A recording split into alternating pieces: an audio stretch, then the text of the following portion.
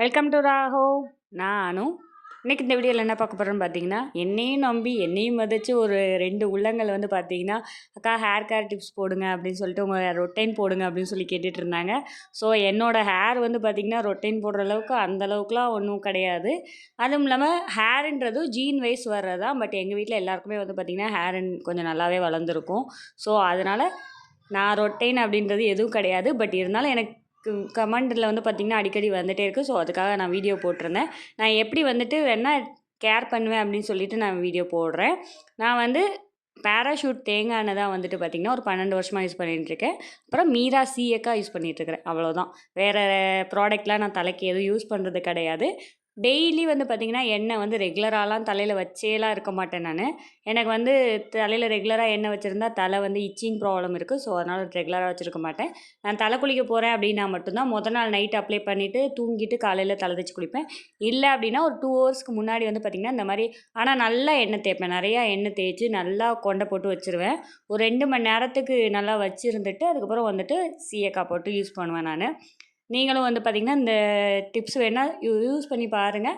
But ஆனால் முடி கொட்டுறது வந்து உங்களுக்கு ஃபஸ்ட்டு குறையும். அப்புறமா வந்து பார்த்திங்கன்னா உங்கள் ஹேர் கொஞ்சம் நல்லா வந்து லென்த்தாகவே வளர ஆரம்பிக்கும். எனக்கு தெரிஞ்சு நான் இது யூஸ் பண்ண ஆரம்பிச்சதுலேருந்து தான் எனக்கு வந்து ஹேர் நல்லா வந்துட்டு க்ரோத் நல்லா இருந்துச்சு.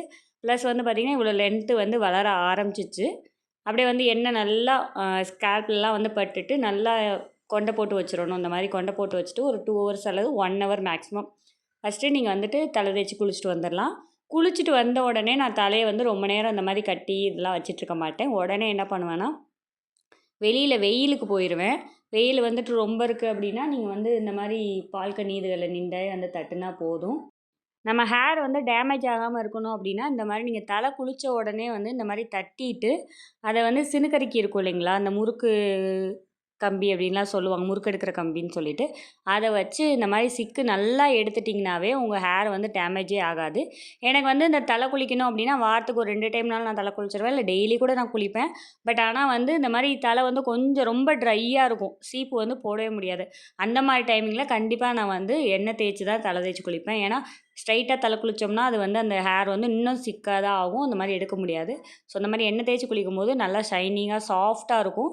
மற்றபடி நான் வேறு எந்த விதமான மாஸ்க்கு இந்த மாதிரிலாம் நான் இது வரைக்கும் யூஸ் பண்ணது கிடையாது. எனக்கு வந்து என்னோடய ஹெல்த்துக்கு வந்து செட் ஆகாது. எனக்கு கொஞ்சம் கூலிங் கிளைமேட்லாம் செட் ஆகாது. ஸோ அதனால் நான் வெறுதாக வந்து எண்ணெய் தேய்ச்சிட்டு இந்த மாதிரி வாஷ் பண்ணிவிட்டு இந்த மாதிரி சிக்கு ஃபுல்லாக எடுத்துகிட்டு அப்படியே வந்து தலையெல்லாம் கட்ட மாட்டேன். அப்படியே எடுத்து மட்டும் குத்திட்டு அன்னைக்கு ஃபுல்லாக கூட விட்டுருவேன் நான்.